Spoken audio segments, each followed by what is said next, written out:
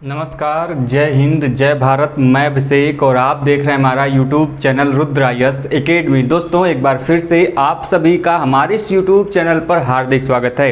दोस्तों, आज के इस वीडियो में हम लोग बात करेंगे सभी प्रतियोगी परीक्षाओं में पूछे जाने वाले संविधान संशोधन के बहुत ही इम्पोर्टेंट टॉपिक 44वें एवं 42वें संविधान संशोधन से। जी हाँ दोस्तों, आपके सभी प्रतियोगी परीक्षाओं में दोस्तों संविधान के इस भाग से प्रश्न बनते हैं। खासकर दोस्तों 42वें और 44वें संविधान संशोधन से दोस्तों कोई न कोई एक प्रश्न आपको अपनी प्रतियोगी परीक्षाओं में देखने को जरूर मिलता है। तो दोस्तों, आज के इस वीडियो में हम लोग बहुत ही कम समय में हर एक वो पॉइंट डिस्कस करेंगे जो आपके एग्जाम के लिए बेहद इंपॉर्टेंट होने वाला है और आपके एग्जाम में दोस्तों ऐसे प्रश्न बनते रहे हैं। तो दोस्तों वीडियो को अंत तक देखिए और पूरा देखिए, जिससे कि दोस्तों आपको वीडियो का पूरा लाभ मिल सके। और दोस्तों, वीडियो को शुरू करने से पहले यदि आप हमारे चैनल पर नए हैं और चैनल को सब्सक्राइब नहीं किया है तो मेरे दोस्त चैनल को सब्सक्राइब करने के साथ ही बेल आइकन को प्रेस कर लें, जिससे कि आपके पास वीडियो की लेटेस्ट नोटिफिकेशन सबसे पहले पहुंचे। देखिए दोस्तों, हम लोग शुरुआत करेंगे 42वें संविधान संशोधन से।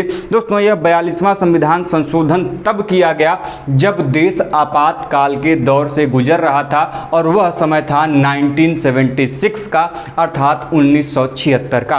1976 के कार्यकाल के दौरान ही यह 42वां संविधान संशोधन किया गया। और दोस्तों, मैं आपको बता दूं, यह अभी तक संविधान में जितने भी संशोधन हुए हैं, इन सभी संशोधनों में यह 42वां संविधान संशोधन सबसे बृहद रहा है, सबसे बड़ा रहा है। इसी कारण इस संविधान संशोधन को, 42वें संविधान संशोधन को लघु संविधान भी कहा जाता है, मिनी कॉन्स्टिट्यूशन भी कहा जाता है, जो कि आपकी प्रतियोगी परीक्षाओं का एक प्रश्न भी है कि कौन सा संविधान संशोधन है जो कि लघु संविधान अर्थात मिनी कॉन्स्टिट्यूशन के नाम से जाना जाता है। दोस्तों, तो वह जाना जाता है आपका 42वां संविधान संशोधन। दोस्तों, इसके बारे में डिटेल में चर्चा करने से पहले आपको यह बता दूं दोस्तों कि हमारे भारतीय संविधान में संविधान संशोधन की जो प्रक्रिया है वह हमारे संविधान के अनुच्छेद 368 अर्थात आर्टिकल 368 में दिया गया है।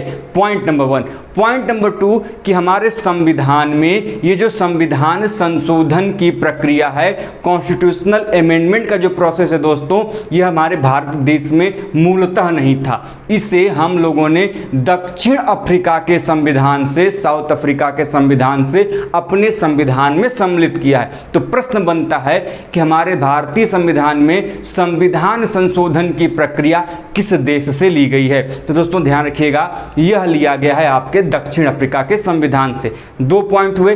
तीसरा पॉइंट आपको ध्यान में रखना है दोस्तों कि जो संविधान संशोधन की प्रक्रिया होती है, इस संविधान संशोधन में कुल 3 प्रकार के संविधान संशोधन किए जाते हैं। एक साधारण बहुमत से, एक विशेष बहुमत से और एक होता है आधे से अधिक राज्यों के समर्थन के द्वारा विशेष बहुमत से।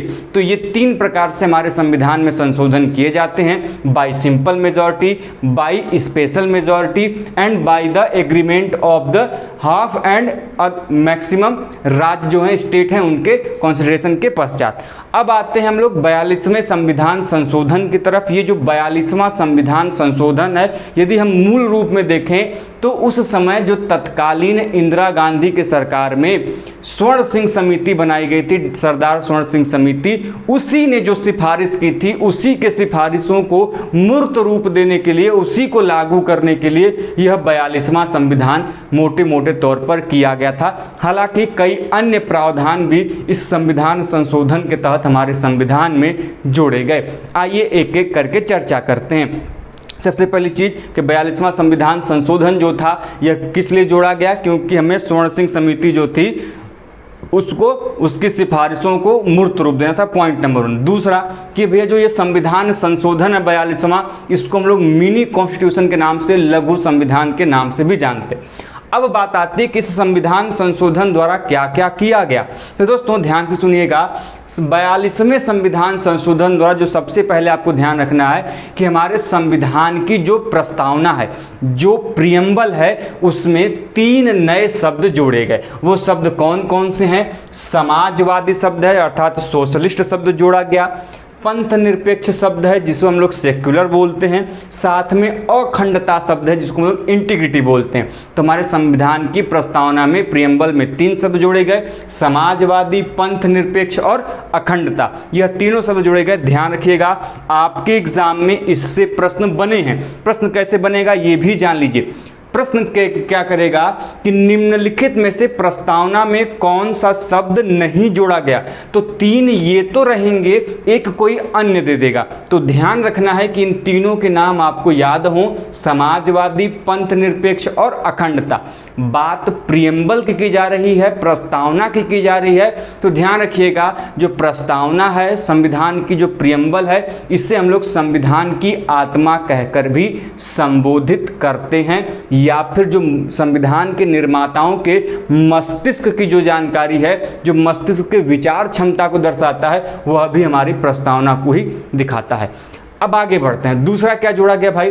तो हमारे directive principle of state policy, जिससे हम लोग राज्य के नीति निर्देशक तत्व बोलते हैं दोस्तों, उस नीति निर्देशक तत्व में 2 प्रावधान जोड़े गए। पहला कि आर्थिक रूप से कमजोर वर्ग के लोगों के लिए निःशुल्क कानूनी सहायता उपलब्ध कराएगी राज्य सरकार, यह एक नीति निर्देशक तत्व के रूप में। साथ में पर्यावरण एवं वन्य जीव संरक्षण भी राज्य सरकार का, राज्यों का कार्य होगा। यह जो है यह हमारे संविधान के आर्टिकल 39 के क वर्ग में जोड़ा गया इसी 42वें संविधान संशोधन के द्वारा।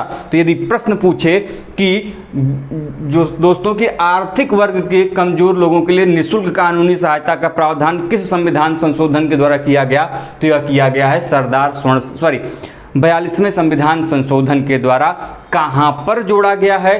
तो आर्टिकल 39 क्लॉज क में। और दोस्तों कहां पर यह है? आर्थिक रूप से कमजोर वर्गों के लिए निःशुल्क कानूनी सहायता, तो यह हमारे राज्य के नीति निर्देशक तत्वों में शामिल है, जिसका प्रावधान हमारे संविधान के अनुच्छेद 36 से लेके अनुच्छेद 51 के बीच में और भाग 4 में राज्य के नीति निर्देशक चीजों की, तत्वों की चर्चा की गई है। अब आगे बढ़ते हैं, तीसरा क्या जोड़ा गया? तो इस 42वें संविधान संशोधन द्वारा हमारे संविधान में जो मूल कर्तव्य हैं, जिसको हम लोग फंडामेंटल ड्यूटीज बोलते हैं, इन फंडामेंटल ड्यूटीज को क्या किया गया? हमारे संविधान में सम्मिलित किया गया। एक बात ध्यान रखिएगा, हमारे संविधान में जब संविधान बनकर तैयार हुआ, जो मूल संविधान था उसमें आपका मूल अधिकार तो था, फंडामेंटल राइट्स तो थे, लेकिन आपके मूल कर्तव्य अर्थात फंडामेंटल जो ड्यूटीज हैं, इन्हें स्थान नहीं दिया गया था। इन्हें कालांतर में बाद में इसी संविधान संशोधन द्वारा 42वां संविधान संशोधन जो 1976 में हुआ था, उसे स्थान दिया गया था। एक पॉइंट। दूसरा कि ये जो मूल कर्तव्य शामिल किए जाने चाहिए संविधान में, इसकी सिफारिश इसी सरदार स्वर्ण सिंह समिति ने की थी। प्रश्न बनता है आपके एग्जाम में कि मूल कर्तव्यों को संविधान में शामिल करने की सिफारिश या फिर परामर्श किस समिति के द्वारा दी गई, तो ध्यान रखिएगा स्वर्ण सिंह समिति ने इसकी सिफारिश की थी।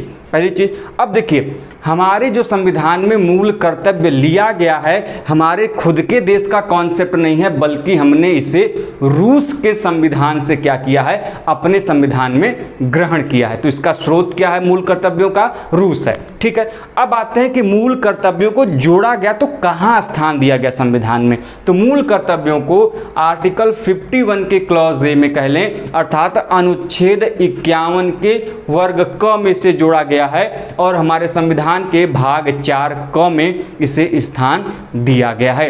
तो किस समिति के सिफारिश पर दिया गया, कहां स्थान दिया गया और कहां से लिया गया, यह सभी बातें आपको क्लियर हो गई होंगी। यदि दोस्तों क्लियर हो रही हो बातें तो वीडियो को लाइक करते हुए चलिएगा। और दोस्तों यदि वीडियो काम की लग रही हो, आपके काम की है, तो अपने दोस्तों के साथ दोस्तों शेयर भी जरूर करिएगा। आगे बढ़ते हैं अगले फैक्ट की तरफ। अगला पॉइंट है कि इसी संविधान संशोधन द्वारा जो हमारी आज की आपकी लोकसभा एवं विधानसभा है दोस्तों, जो कि लोकसभा संसद की निम्न सदन कही जाती है और विधानसभा राज्य की जो विधायिका होती है उसके सदन की निम्न सदन कही जाती है।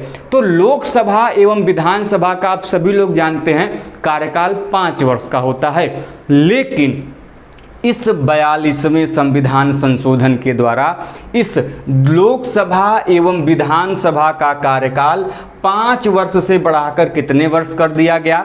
6 वर्ष कर दिया गया। तो प्रश्न बनता है कि किस संविधान संशोधन के द्वारा लोकसभा एवं विधानसभाओं के कार्यकाल 5 वर्ष के स्थान पर 6 वर्ष कर दिए गए? ध्यान रखिएगा, 42वें संविधान संशोधन के द्वारा।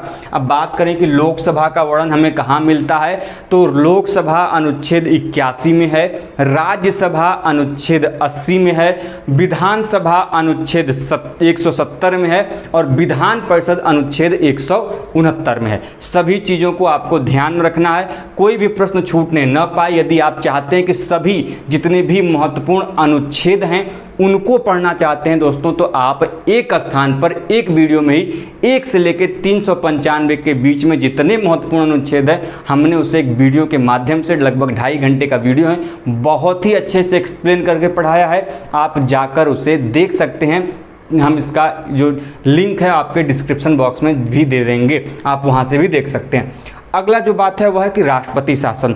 देखिए दोस्तों, राष्ट्रपति शासन हमारे संविधान में राष्ट्रपति को आपातकालीन शक्ति के तौर पर दिया गया है। दोस्तों आपको बताया गया होगा, आपको जानकारी होगी, राष्ट्रपति 3 प्रकार की आपातकालीन शक्तियां उसके पास हैं। एक है राष्ट्रीय आपातकाल अनुच्छेद 352 में, एक है राष्ट्रपति शासन अनुच्छेद 356 में और एक वित्तीय आपातकाल जो कि अनुच्छेद 360 में है। National emergency article 352, president rule article 356 and financial emergency वो है आपके आर्टिकल 360 में। तो उसमें से जो राष्ट्रपति शासन है, प्रेसिडेंट रूल है, जो हमारे संविधान के अनुच्छेद 356 में है, वह क्या कहा गया कि पहले राष्ट्रपति शासन की अवधि 6 माह थी। मतलब यदि राष्ट्रपति शासन प्रेसिडेंट रूल लगता है तो उसकी अवधि कितने वर्ष होगी, कितने महीने की होगी? 6 माह की होगी। लेकिन इस संविधान संशोधन द्वारा इस राष्ट्रपति शासन की अवधि 6 माह से बढ़ाकर कितनी कर दी गई? 1 वर्ष कर दी जाएगी और यह शक्ति संसद को दे दी गई कि भैया यदि संसद चाहे तो राष्ट्रपति शासन की अवधि 6 माह से बढ़ाकर 1 वर्ष कर सकती है। और यह प्रावधान हमें 42वें संविधान संशोधन के अंतर्गत देखने को मिलता है। उसके अलावा हमारे संविधान में समवर्ती सूची है। दोस्तों इस समवर्ती सूची का प्रावधान हमारे 7वीं अनुसूची में 7th शेड्यूल में देखने को मिलता है। तो 3 प्रकार की सूचियां हैं, केंद्र सूची, राज्य सूची और संघ सूची। सूचियों का प्रमाण हमको किस अनुसूची में है? तो 7वीं अनुसूची में हमको सूचियों के लिस्ट के प्रमाण मिलते हैं। और ये जो आपके समवर्ती सूची है, इसी समवर्ती सूची में 3 विषयों को स्थान दिया गया। किसको किसको?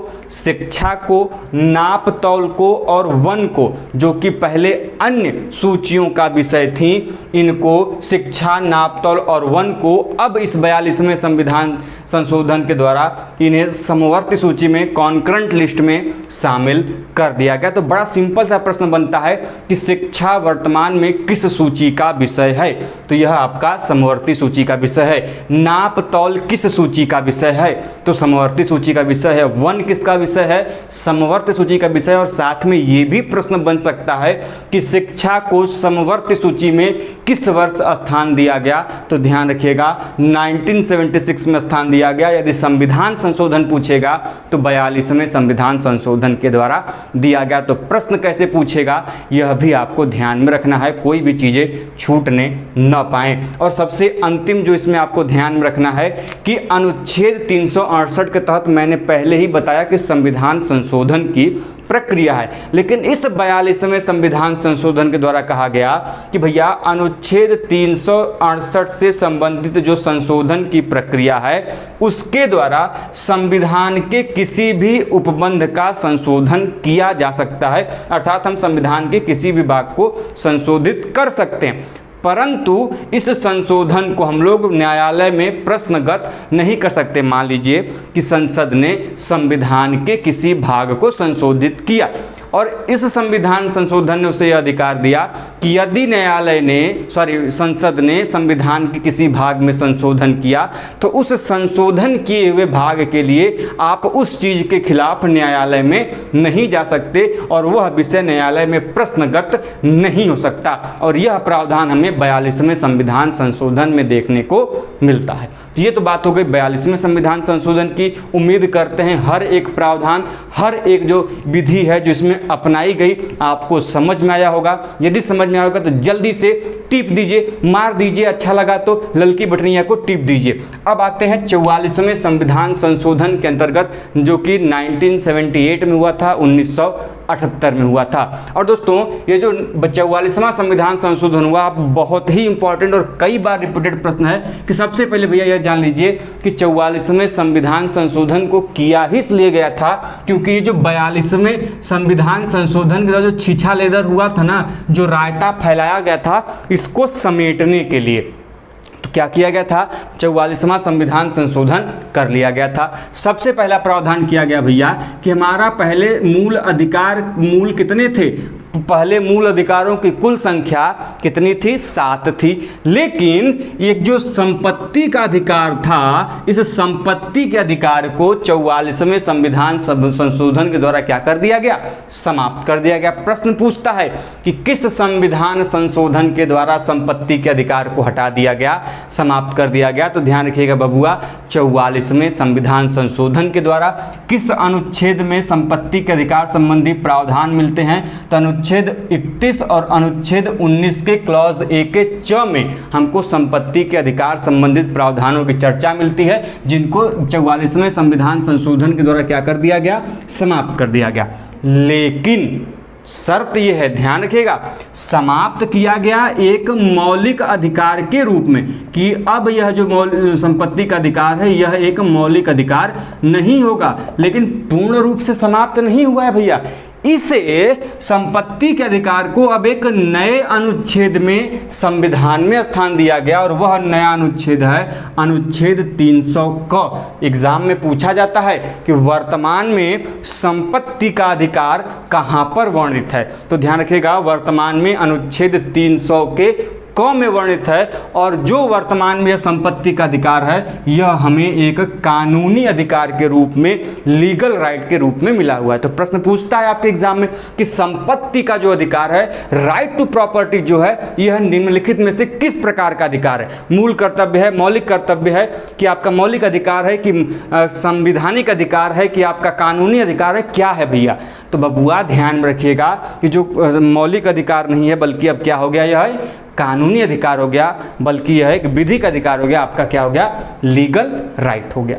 आगे बढ़ते हैं अगले प्रावधान की तरफ। अगला प्रावधान ये कहता है कि आप सभी जानते हैं, हम और आप, कि राष्ट्रपति और जब उपराष्ट्रपति का चुनाव होता है, चाहे प्रेसिडेंट ऑफ इंडिया हो चाहे फिर वाइस प्रेसिडेंट ऑफ इंडिया हो, रिगार्डिंग टू द इलेक्शन जब उनके कोई विवाद उत्पन्न हो जाए तो उस विवाद के निर्णय का या निपटारे का अधिकार किसके पास होता था, आप सभी लोग जानते हैं, सर्वोच्च न्यायालय के पास, सुप्रीम कोर्ट के पास होता था। लेकिन ध्यान रखिएगा, इसे कि राष्ट्रपति एवं उपराष्ट्रपति का निर्वाचन संबंधी विवाद को जो हटा दिया, देखिए ध्यान रखिएगा 44वें संविधान संशोधन के पहले ध्यान रखिएगा कि जब 39वां संविधान संशोधन किया गया था तो ये जो अधिकार था उस सर्वोच्च न्यायालय को कि वो राष्ट्रपति और उपराष्ट्रपति के निर्वाचन संबंधी विवादों का निपटारा करेगा, निर्णय करेगा, उसके इस अधिकार को क्या कर दिया गया था, हटा दिया गया था, छीन लिया गया था सुप्रीम कोर्ट से। तो पुनः सुप्रीम कोर्ट को यह अधिकार इसी 44वें संविधान संशोधन सन 1978 के द्वारा दिया गया। क्या अधिकार दिया गया भैया, कि राष्ट्रपति और उपराष्ट्रपति के निर्वाचन संबंधी यदि कोई विवाद होता है तो उस स्थिति में सुप्रीम कोर्ट के पास, सर्वोच्च न्यायालय के पास यह अधिकार है कि वह उस मामले में निर्णय सुना सके, वह उस मामले का निपटारा कर सके। और यह प्रावधान किस आर्टिकल में, किस संविधान संशोधन के द्वारा किया गया, 44वें संविधान संशोधन के द्वारा किया गया है। अगला क्या है कि भैया हमने अभी कुछ देर पहले पढ़ा कि 42वें संविधान संशोधन के द्वारा लोकसभा और विधानसभाओं के कार्यकाल 5 वर्ष से बढ़ाकर कितने कर दिए गए थे, 6 वर्ष कर दिए गए थे। अपने मन से मनमना राज चल रहा था। अब क्या किया गया कि इसी 44वें संविधान संशोधन के द्वारा जो लोकसभा और विधानसभा का कार्यकाल 6 वर्ष का हो गया था, उसे पुनः 5 वर्ष का कर दिया गया। तो रायता समेट लिया गया, इधर रायता फैला था, इधर रायता हमने समेट लिया। तो 5 वर्ष, 6 वर्ष से पुनः 5 वर्ष किस संविधान संशोधन के द्वारा हुआ है, ये ध्यान रखिएगा। यह हुआ है 44वें संविधान संशोधन के द्वारा। अगला क्या है भाई, अगला ये है कि अनुच्छेद 352 में, अनुच्छेद 352 है क्या, ये बड़ा प्रश्न उठता है। तो दिमाग पे इसे खुजली करेंगे, क्या है क्या है, तो भैया राष्ट्रीय आपातकाल है, नेशनल इमरजेंसी है। नेशनल इमरजेंसी में आधार दिया गया है ना, नेशनल इमरजेंसी अर्थात राष्ट्रीय आपातकाल लागू होने का क्या आधार होगा, तो उसमें से एक आधार था आपका आंतरिक अशांति, है ना, आंतरिक अशांति। तो इस आधार पे पहले क्या हो जाता था, राष्ट्रीय आपातकाल घोषित कर दिया जाता था। लेकिन जब 44वां संविधान संशोधन हुआ बबुआ, तो इस आंतरिक अशांति के स्थान पर नया शब्द लाया गया, जिसको दिया गया नाम सशस्त्र विद्रोह, आर्म्ड रेबेलियन। अर्थात अब आंतरिक अशांति नहीं बल्कि सशस्त्र विद्रोह के आधार पर राष्ट्रीय आपातकाल घोषित किया जाएगा, आर्म्ड रिबेलियन किया जाएगा। तो ध्यान रखिएगा, प्रश्न पूछ सकता है, क्या पूछ सकता है कि अनुच्छेद 352 में या फिर राष्ट्रीय आपातकाल में आंतरिक अशांति के स्थान पर सशस्त्र विद्रोह शब्द किस संविधान संशोधन के द्वारा जोड़ा गया है भैया, तो ध्यान रखिएगा 1978 44वें संविधान संशोधन के द्वारा। अगला क्या है, अगला है अनुच्छेद 359। अनुच्छेद 359 है क्या, तो अनुच्छेद 359 बबुआ कहता है, देखो पढ़े होते तो आ जाता, नहीं पढ़े हैं तो दिमाग में खुजली कर रहे हैं, काश पढ़ लिए होते। तो ऐसा ही काम होगा आपके एग्जाम हॉल में, पढ़े लिखे कुछ नहीं रहेंगे, मस्त नहा धो के परफ्यूम मार के चकाचक घड़ी लगा के रील्स उल्स देख के चश्मा लगा के पहुंच गए हाल में, और देख ले कि बगल में सीबीएसई बोर्ड वाली लड़की पढ़े, बस बस दिमाग दुगना काम कर देगा। तो पढ़िए, जितने भी आर्टिकल आपको हैं सब के सब बताए गए हैं और सभी आर्टिकल से प्रश्न बनते हैं। अनुच्छेद 359 कहता है कि आपके जो मूल अधिकार आपको मिले हैं, जो आपके फंडामेंटल राइट्स हैं, उनको सरकार चाहे तो आपसे छीन सकती कि ना हम नहीं देंगे, यदि हमने तुमको दिया है तो मैं इसको छीन भी सकता हूँ, यह अधिकार भी सरकार रखती है। और कौन छीन सकता है, ये भी बड़ा इंपॉर्टेंट प्रश्न है कि हमारे संविधान में जो हमारे मूल अधिकार हैं, उन मूल अधिकारों को कौन छीन सकता है, कौन ऐसा है, हम आप छीन सकते हैं, कौन छीन सकता है, तो भैया ध्यान रखिएगा, हमारे आपके मूल अधिकारों के निलंबन का अधिकार केवल और केवल हमारे देश के राष्ट्रपति के पास है, प्रेसिडेंट ऑफ इंडिया के पास है। तब प्रश्न क्या है भाई कि अनुच्छेद 359 कहता है कि आपके जो मूल अधिकार हैं, आपातकाल के समय उन मूल अधिकारों को सरकार आपसे खींच के बाहर निकाल लेगी। लेकिन प्रावधान यहाँ पर थोड़ा सा बदल लिया गया।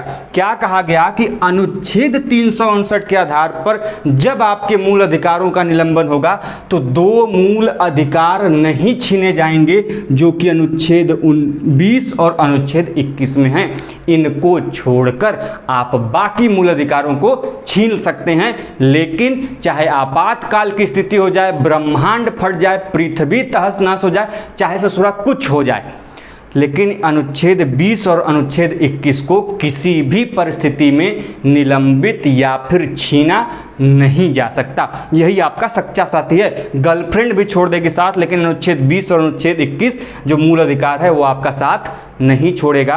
और आप हमें कमेंट बॉक्स में बताइए कि अनुच्छेद 20 और अनुच्छेद 21 में किस मूल अधिकार का प्रावधान किया गया है, आप हमें कमेंट बॉक्स के माध्यम से जल्दी से बबुआ बता दीजिए, हमें भी पता चल जाए कि आप लोग मन से पढ़ रहे हो।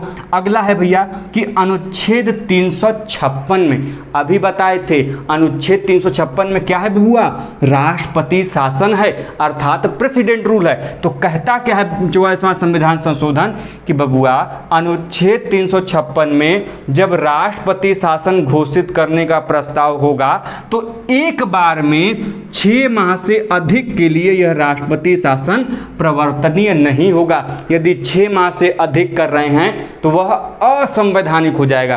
तो प्रश्न ये भी पूछ सकता है आपके एग्जाम में कि भैया ये बताइए कि राष्ट्रपति शासन एक बार में कितने समय के लिए प्रवर्तनीय होगा। तो बबुआ ध्यान रखिएगा वह होगा 6 माह के लिए, और यह प्रावधान हमारे संविधान के 44वें संविधान संशोधन के द्वारा किया गया है। उसके अलावा अनुच्छेद 352 क्या कहता है भाई कि अनुच्छेद 352 के तहत हम आप जो राष्ट्रीय आपातकाल हमारे ऊपर लागू कर दिया जाता है नेशनल इमरजेंसी के नाम पे, पहले क्या था कि मनमाना था, जब मन किया आंतरिक अशांति के नाम पे, सशस्त्र विद्रोह के नाम पे, बाकी युद्ध के नाम पे, गृह युद्ध के नाम पे हम क्या कर रहे थे, ले दनादन चाहे तो हम क्या कर सकते थे, राष्ट्रीय आपातकाल घोषित कर सकते थे। क्यों? क्योंकि इसके लिए आप न्यायालय में नहीं जा सकते थे, ना ही न्यायालय की यह समीक्षा के अंतर्गत दायरे में था कि सुप्रीम कोर्ट या न्यायालय इस पर आपसे कुछ जवाब मांग सके। तो मनमन्ना मन से था। लेकिन इस संविधान संशोधन के अंतर्गत ये जो आप अब 352 के अंतर्गत यदि आंतरिक या फिर राष्ट्रीय आपातकाल लागू करते हैं तो उसके लिए आपको न्यायिक समीक्षा के दायरे में ला दिया गया है। अर्थात न्यायालय चाहे तो इसकी न्यायिक समीक्षा कर सकती है आपके इस राष्ट्रीय आपातकाल को। राष्ट्रीय आपातकाल लागू कौन करता है मेरे दोस्त? तो आपका राष्ट्रपति करता है। जब आप राष्ट्रपति की आपातकालीन शक्तियाँ पढ़ेंगे तो उसमें यह प्रावधान किया गया है। अब देखिए अंतिम पॉइंट की तरफ चलते हैं। अंतिम पॉइंट क्या है? अंतिम पॉइंट है कि जब अनुच्छेद 19 का जो मौलिक अधिकार है, अनुच्छेद देखिए भाई, अनुच्छेद 12 से लेके अनुच्छेद 35 के बीच में क्या मिलते हैं हमको? मूल अधिकारों का वर्णन मिलता है, फंडामेंटल राइट्स का वर्णन मिलता है, जिसमें कुल 6 प्रकार के मूल अधिकारों के बारे में अलग अलग प्रावधान है। तो उसी में से जो अनुच्छेद 19 का मूल अधिकार है यह कब निलंबित होगा इसके बारे में प्रावधान किया गया है। 44वां संविधान संशोधन कहता है कि अनुच्छेद 19 का निलंबन तभी होगा जब आपात की उद्घोषणा युद्ध अथवा बाह्य आक्रमण के आधार पर हुई हो।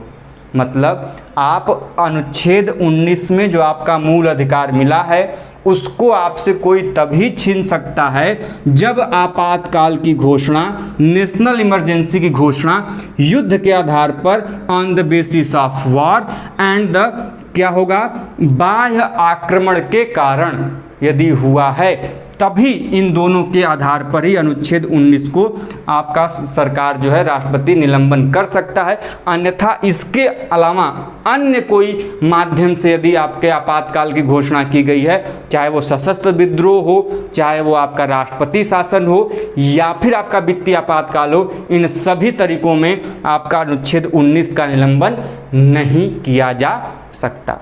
दोस्तों इस प्रकार से हमने आज के इस वीडियो में 42वें और 44वें संविधान संशोधन को बहुत ही संक्षिप्त रूप में हर एक पॉइंट डिस्कस किया और एक एक चीज़ को जानने का प्रयास किया। तो दोस्तों हमारा यह प्रयास आपको कैसा लगा, वीडियो समझ में आया कि नहीं आया, हमें कमेंट बॉक्स के माध्यम से ज़रूर बताइएगा। और दोस्तों यदि आप भी चाहते हैं हमसे जुड़कर इसी प्रकार की वीडियोज़ को पढ़ना और समझना तो आज ही हमारे चैनल को ज्वाइन करें और अपने दोस्तों के साथ दोस्तों शेयर भी जरूर करें। तो मिलते हैं ऐसे ही अपडेट और इन्फॉर्मेशन के साथ नेक्स्ट वीडियो में। तब तक के लिए जय हिंद, जय भारत, हर हर महादेव।